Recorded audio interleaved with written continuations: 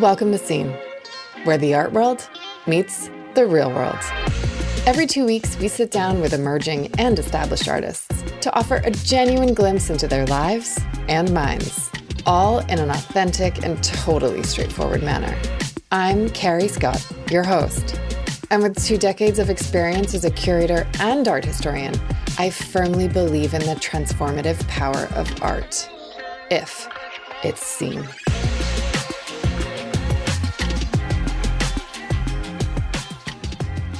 Let me introduce you to Simonette Quamina, a rising star and my latest obsession. Her art is unique, blending raw emotion with profound depth to explore identity, culture, and society through drawing, printmaking, and collage. We're talking layers here, people. What sets Simonette apart is her nomadic upbringing, from Brooklyn's vibrant streets to Trinidad and Tobago's tranquil landscapes. Her journey infuses her work with a rich tapestry of experiences and references. Growing up across continents with a blurred identity, Simonette's art obviously resonated with me. Her use of color initially appears monochromatic. It then reveals all these intricate patterns and bold symbolism and complexity. It's complex. Her pieces are about memory and forgetting, telling her story and ours. Critics and collectors agree with me. I'm not alone here. Her work, proposed for last year's Frieze London by Alvaro Barrington and showcased by Practice Art, has a long wait list. Barrington himself remarked, in Simonette's work, one finds nature, mysticism, and play together.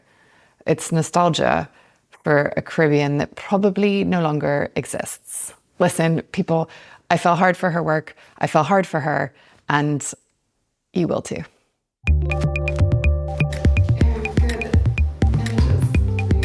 The first interview series I did, I had a whole conceit where I sat down and was like, state your name, describe what you do, just because it's so awkward where you're hello, here we are. Yeah.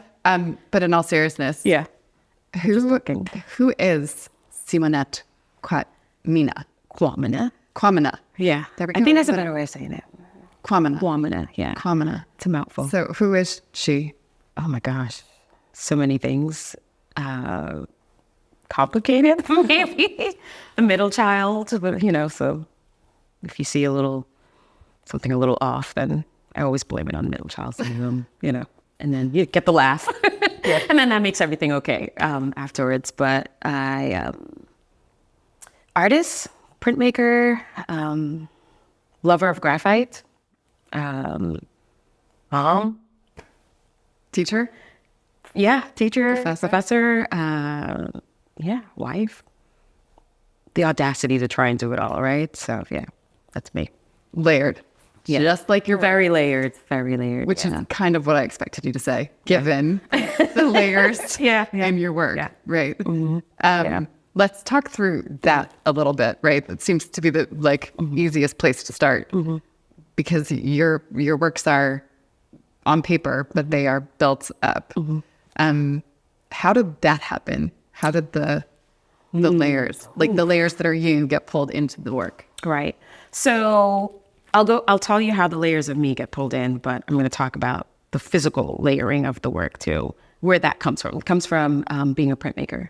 So that language and the techniques require you to think very layered before you even start making or producing the work, right? You have to think about, well, there's steps to everything. There's steps to preparing a plate or a matrix, which is a thing you print from. There's also what type of paper I'm going to use. There's also what type of inks. There's steps that come first. I have to do this, then the next thing, then the next thing. So there's that always happening. And then personally, very layered because of my family history. So that's a whole nother complex thing. My mom is from St. Vincent and Curacao. Kind of a Caribbean, but then there's this Dutch background. My grandmother, great grandmother. So there's a little bit of a broken Dutch speaking, Paplamento. And then my dad is from Guyana, South America. And then where they met, there's that happening too. And then I was born in Canada, but I grew up in South America, in Guyana, to be exact. And then maybe when I was around,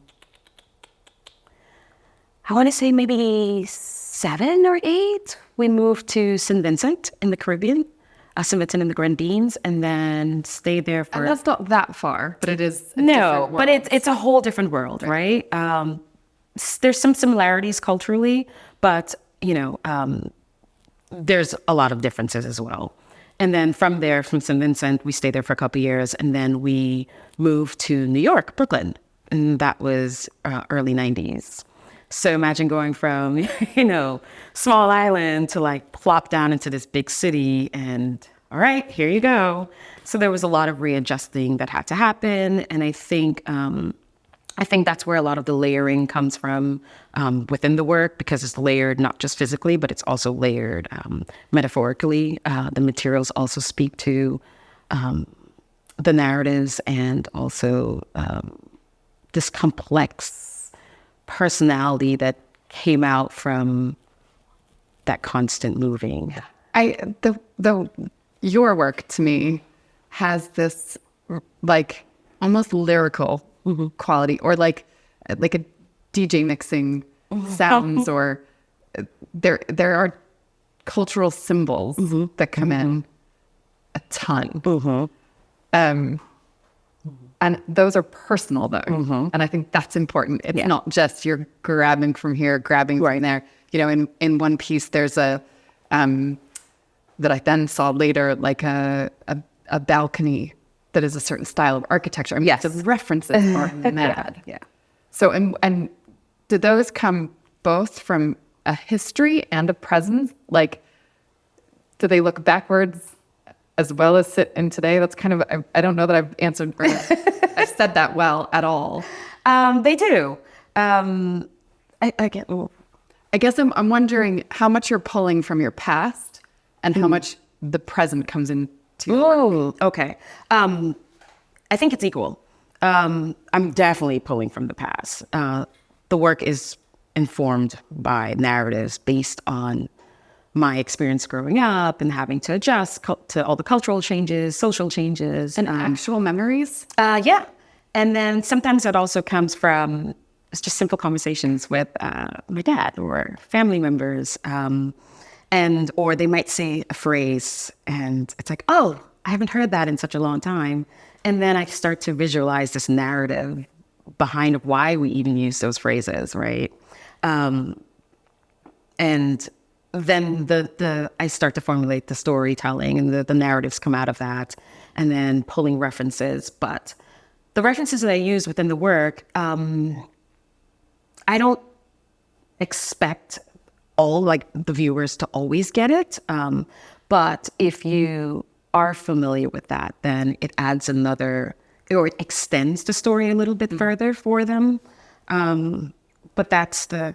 But you see things, right? Like that balustrade in the one work. And then I'm fortunate enough to own, right? I then saw that in another work that was from a Caribbean artist. And I was like, wait, that's a thing. Because that's part of the architecture of the Caribbean, right? But you would not find, typically you don't really find that in the United States. However, if you go to certain cities based on the demographics of a city, then you will more likely see, oh, here it is. You have people who have migrated to the U.S. and they're bringing some of those here with them. And then you might see so there's that fencing, that brick fence that is very prevalent to the Caribbean.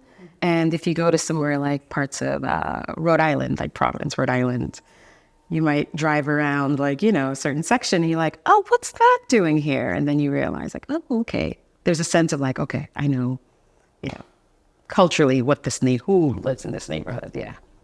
And then how about graphite?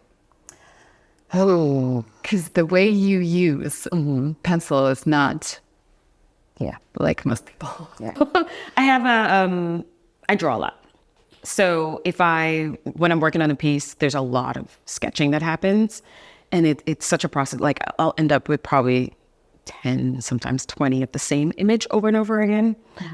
So it becomes etched, no pun intended, etched into my mind. So I don't need, projectors or anything like that. I can just remember the sketch, or I might have it with me, a version of it, and just kind of scale up from there. Also with the drawing process, that's me figuring out the marks and the layers that's supposed to come into it.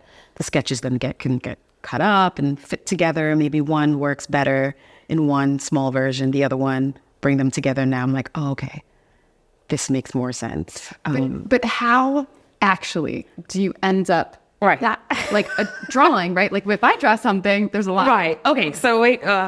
So can we backtrack a little bit? I'll tell you how I got into the whole graphite tunnel, like down.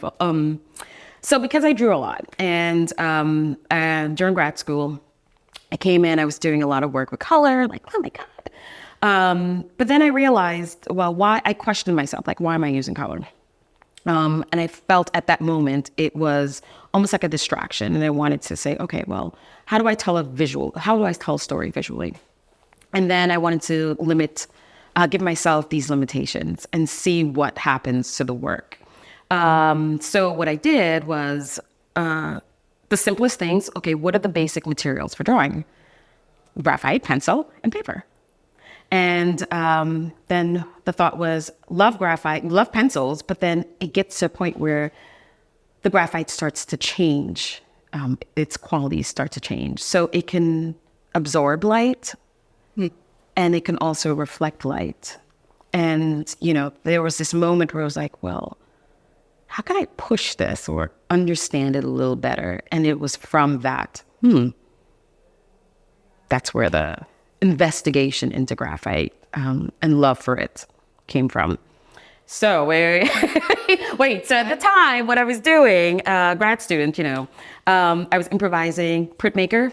So some of the things that we do in printmaking, I was bringing back into drawing and, making the connections between the two. Like, okay, well, I don't have access to powder graphite, so what do? Grind the graphite sticks up and make a powder. Okay, can I make it into washes, like a watercolor? And then can I make it into printmaking ink? And so they became this whole experimentation in the studio. Is the answer yes to those questions? Yes, all yes.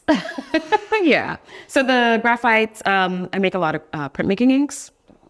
Most of my inks are printmaking.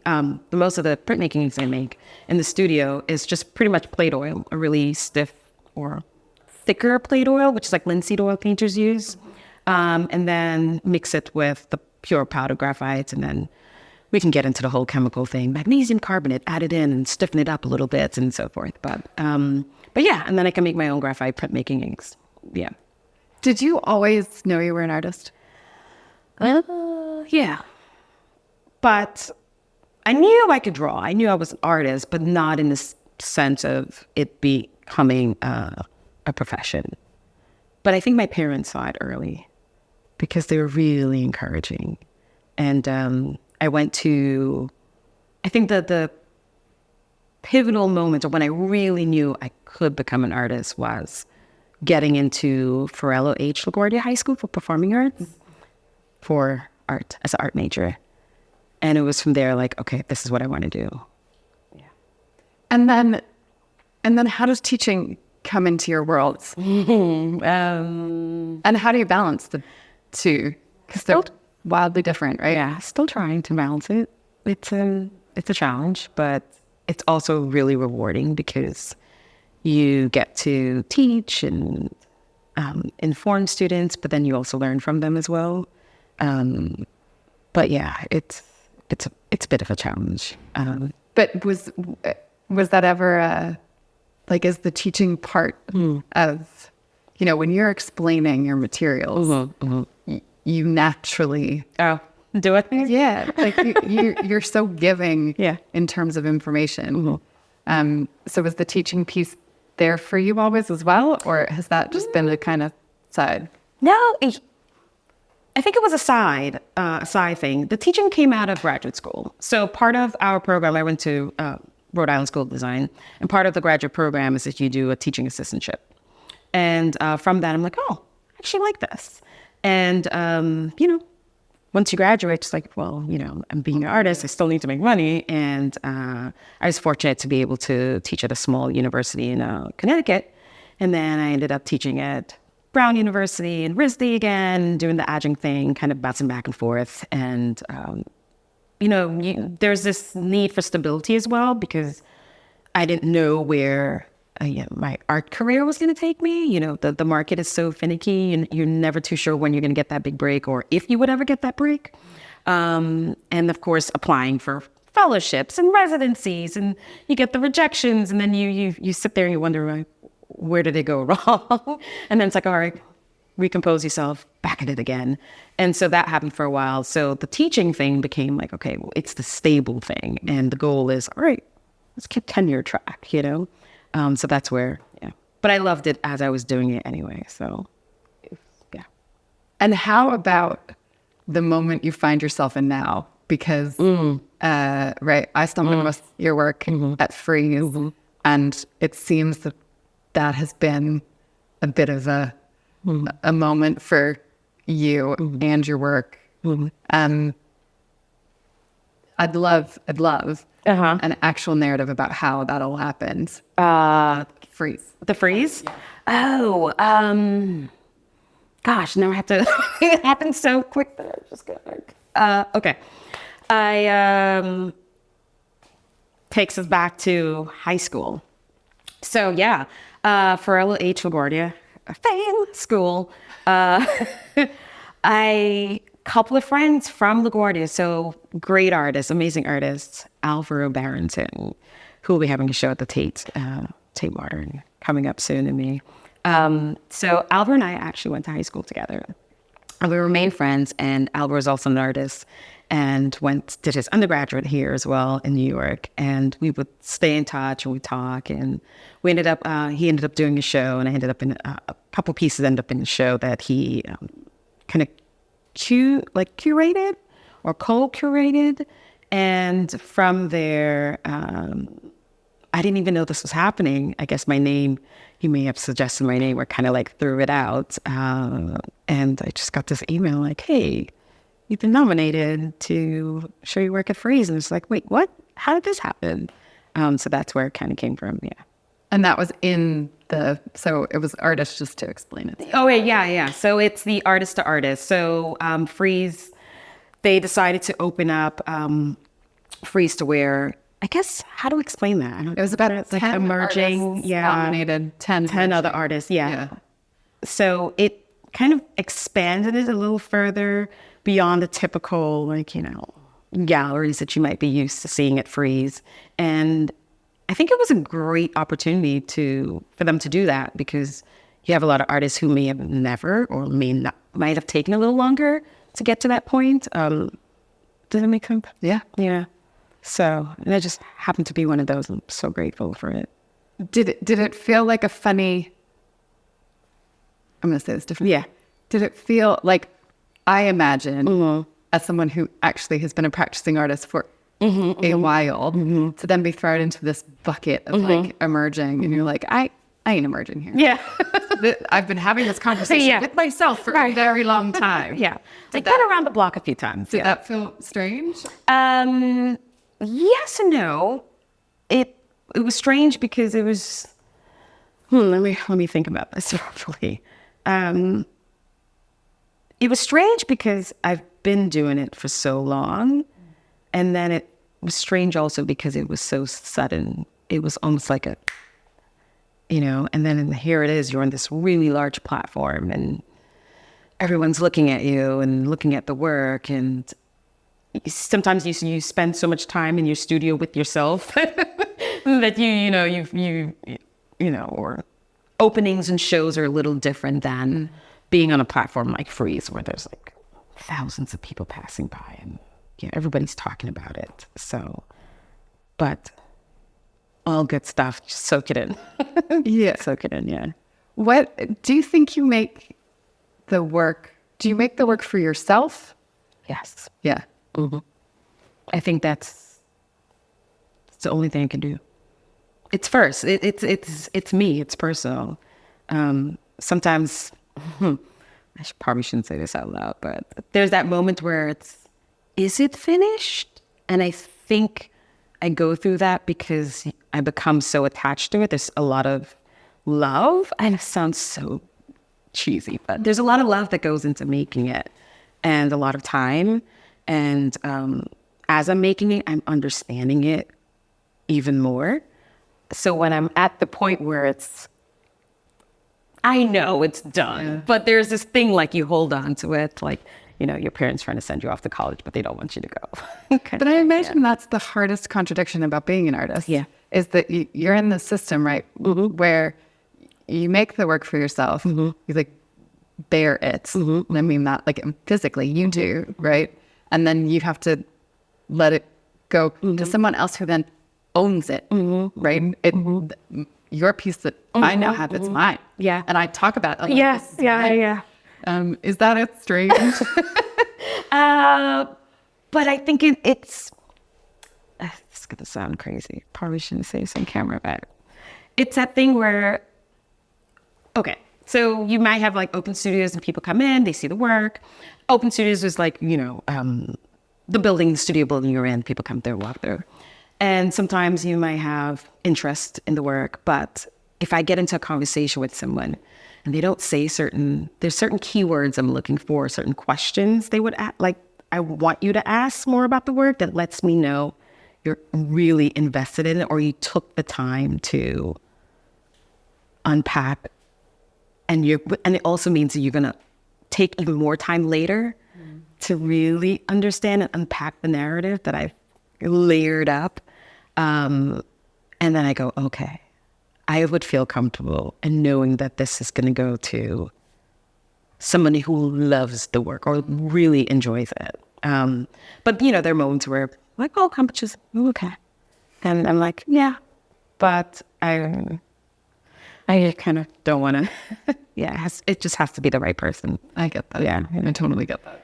What about the contrast between printmaking, right, where you can make multiples, and these things behind us, all around us, are totally unique. Yeah. Right? Because, I mean, they are by virtue of what they are. Are you playing with that? Is that like an intentional? Oh, yeah, it's intentional. So middle child syndrome, you know. So with printmaking, you know, there's this, you're trained to be it's very mechanical. You make multiples of the same thing. And my goal was never to, yes, I still make prints and I love doing that. But there's also this part of me that wants to defy what printmaking is and where it could go. So at the very beginning where I started experimenting, I was questioning the function of the matrix beyond just its purpose to create or transfer the image onto the paper. So I would still transfer it onto the paper, but the end goal wasn't the addition. It was just like, okay, it did this thing, but I want the remnants of the ink to remain on the surface of the matrix, and then that becomes the final piece. That's the thing. And so I'm using printmaking a lot because in the work that I do now, because yes, it can still make multiples because I might need multiples of the same pattern, but it's a unique piece. It's an individual piece. Yeah. There's a real rebellion that I didn't appreciate until we started talking. And I kind of want to stay in that because there's also the drama in all of the work, right? There's figures that loom or sit places or come in or emerge, you know, that you do not see unless you are really, really looking. Where do you think that comes from, the drama? I think it comes more from knowing that I'm being looked at all the time, or this idea of being seen, and where you fit within that space. It's also why the edges of the works are always shaped, because then the viewer can come into the narrative from multiple perspectives, which goes back to seeing again. Also, you know, how you unpack the work depends on your own experience with the things that you're seeing within it.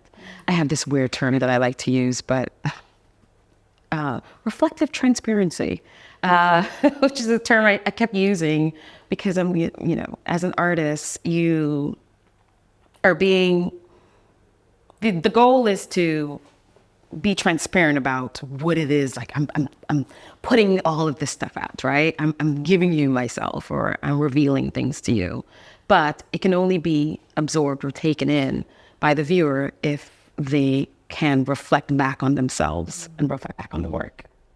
Personally, right? What amazed me, I saw the work at Frieze. I completely freaked out about it. I don't normally do that because I go to Frieze all the time. And normally I'm like, yawn, okay, we've seen this. Or it's work I've seen and I've been able to celebrate before, right? And to then learn that you have this spliced identity, which I also do, right? I was born in the UK. I moved to the US when I was tiny. Yeah. I've now done almost 50-50 in both places in terms of years. And I don't know if I'm American or English or who I am really. Yeah. But that I think I responded to that before I understood it, right? That it was there. It was like, there was something that was palpable in your work. And so that's not even a question. That's just an observation that I keep coming back to over and over. I'm like, what did she do? How did I see that? Right. And is it just the physical layers in the work? Like the actual thing that, and those multiple vantage points and all those avenues you gave us to get into it. Was that all it was? Was that all it took to make me feel like, I understand the chaos of that identity? Right. I don't know, but That's great to hear. remarkable. Thanks. Yeah.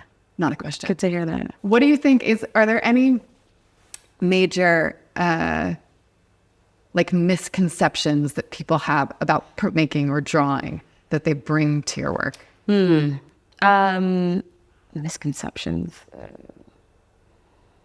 Let me think about this. I think the one thing I get all the time, or used to get, was, where's the color? Right? Because with printmaking, you could do tons of color, right? And then printmaking kind of being on the bottom end when you think about the hierarchy in art, or you tell somebody, I'm an artist, and the first thing you say, so you paint? Could you paint me? That thing. And then you say printmaking and no one really knows. Like, what is that?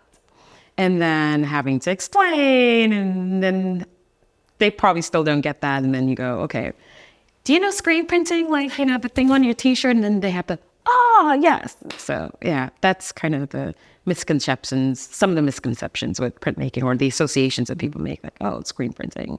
But there's so many other beautiful techniques. And I think that's why I use this so heavily within the work. It just informs the drawings as well. Yeah.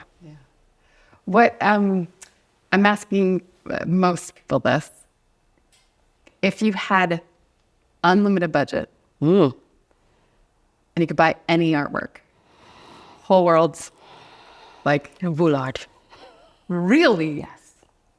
How come? You don't even have to finish it. How come? And which work? Any of his paintings. Voulard, that's one artist that so I have two tops. So it's Voulard and Alberto Giacometti. I mean, both of those are Giacometti. surprising. Yeah. Really? Giacometti, maybe not so much. Okay, wait, why not so much with the Giacometti? Because of the black and the heaviness. And the drama. Okay. And the dripping and the and the layers. Yeah, like that I can see, but really hard. Really? Why? Tell me why. Oh my gosh. Use of materials. The way the paint looks on the canvas. I think instead of mixing it with linseed oil, he was mixing it with like a type of glue. I love that you know that. I know, feeling thorough. He was mixing it with a kind of glue, so it has this sometimes in some cases, very flat feel to it, tempera kind of feel. And I love the marks and the patterns and the interior spaces, and I always wonder where I fit within the space as I'm looking at them. Oh God, I'm so cheesy. Yeah. No, I love that. I love that answer. I love Voulard, yeah. I can Great. over and over and over again. Yeah. And what's next? What are you working on? What are we going to see next? So I've been really fortunate to be able to work with Dieudonné, paper making with Dieudonné. And so that's where we're working on, which I think is a great opportunity for me because I'm so used to having to manipulate the paper that is available to me to make it do certain things, for it to be able to force the graphite to react in different ways. And so I'm curious to see what happens to the work when I have a direct hand in, the first stage before anything goes on. What are you thinking about? Like how it's going to absorb things and texture and oh my gosh. So it's making the base. I can actually make underpaintings or drawings, literally blocks of colors if I need, or blocks of grays in the actual making of the paper. So it's the physical paper is almost like one of the pieces I'm making already. And then I can still print on top of that. And so, which goes back to the Voulard thing, like all of this layering and pattern and textures and mark making. So there's the possibilities of that. Also the possibilities of the paper becoming even more textural or more three-dimensional. So I feel like I force the paper to act that way, or the illusion, to create the illusion of that. But to actually be able to do it physically would be, I'm interested to see where the work goes. Yeah. Me too. Yeah. It's awesome. Well, thank you. This has been perfect. Yeah. I mean, honestly. Okay. A total honor. Thank you. Thanks for having me. Thanks for listening to this episode of the Scene Podcast. If you liked what you heard, I'd love it if you subscribe wherever you get your podcasts. And if you want to connect with us between episodes, follow us on Instagram @WatchSceneArt. I'm Carrie Scott, and I'll see you next time. Get it?